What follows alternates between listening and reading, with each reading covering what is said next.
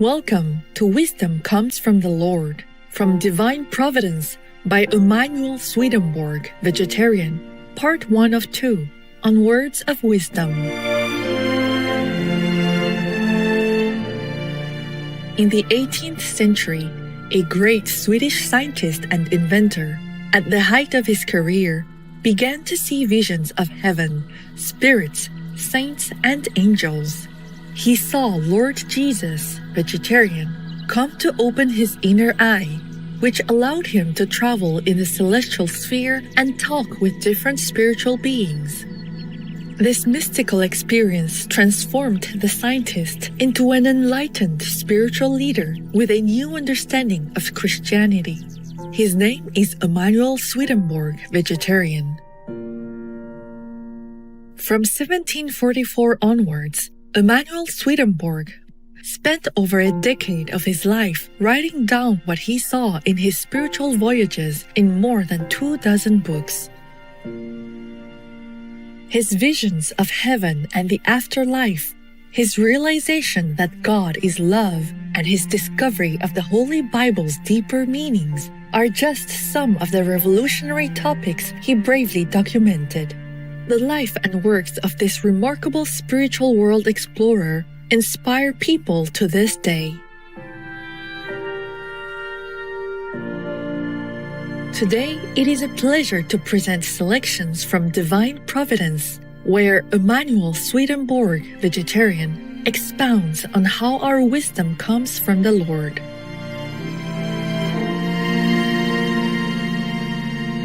The Lord's divine providence has for its object a heaven from the human race.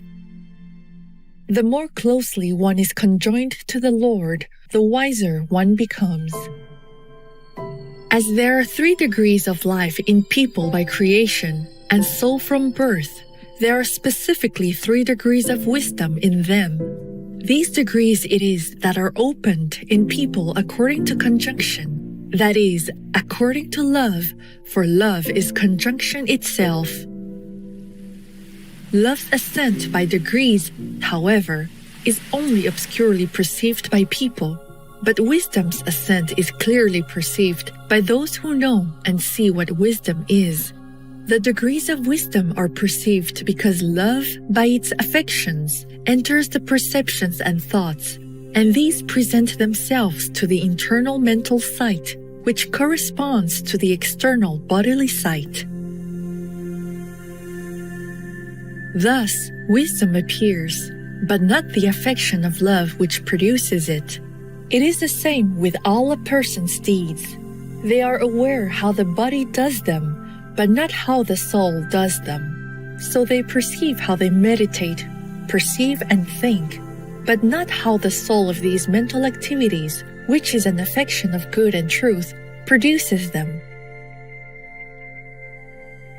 There are 3 degrees of wisdom: natural, spiritual, and celestial.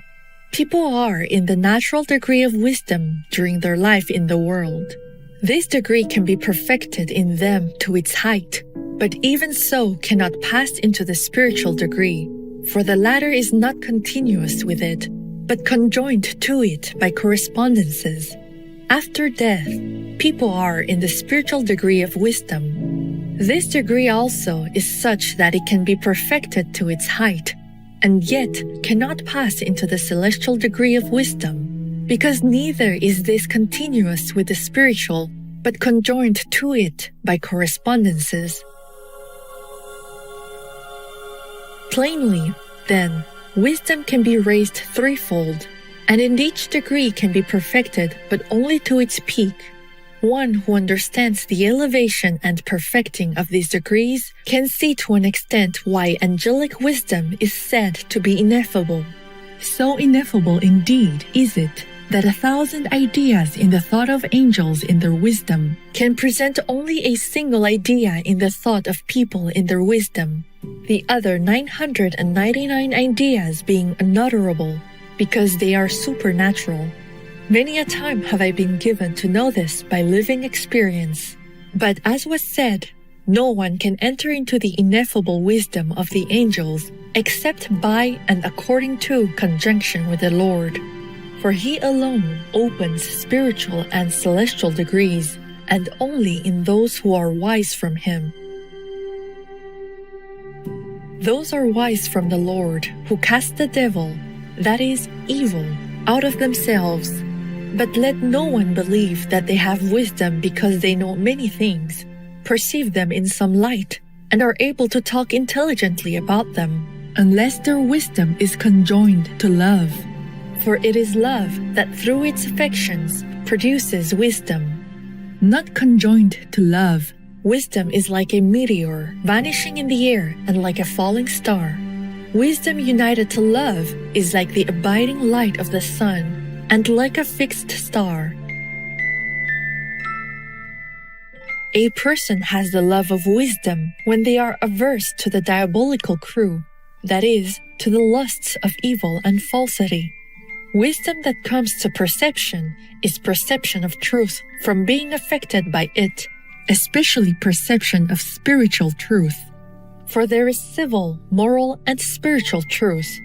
Those who have some perception of spiritual truth from affection, by it also have perceptions of moral and civil truth. For the affection of spiritual truth is the soul of those perceptions.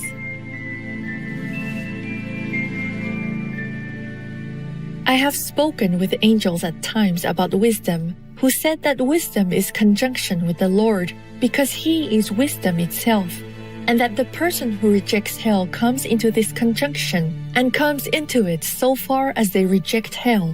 They said that they picture wisdom to themselves as a magnificent and highly ornate palace into which one mounts by 12 steps. No one arrives at even the first step, they said, except from the Lord by conjunction with Him.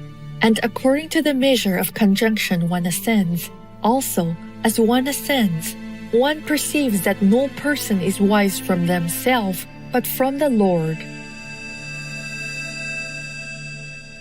Furthermore, they said that the things in which one is wise are to those in which one is not wise, like a few drops of water to a large lake. By the 12 steps into the palace of wisdom are meant goods united to truths, and truths united to goods.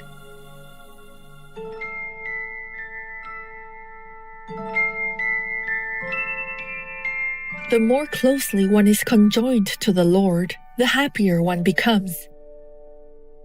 The like can be said of degrees of happiness, as was said of degrees of life and of wisdom, according to conjunction with the Lord.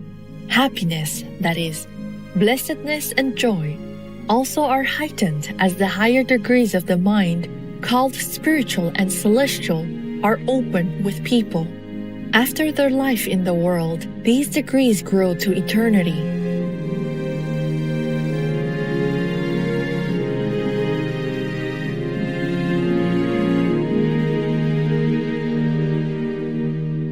For more information, please visit sacred-texts.com.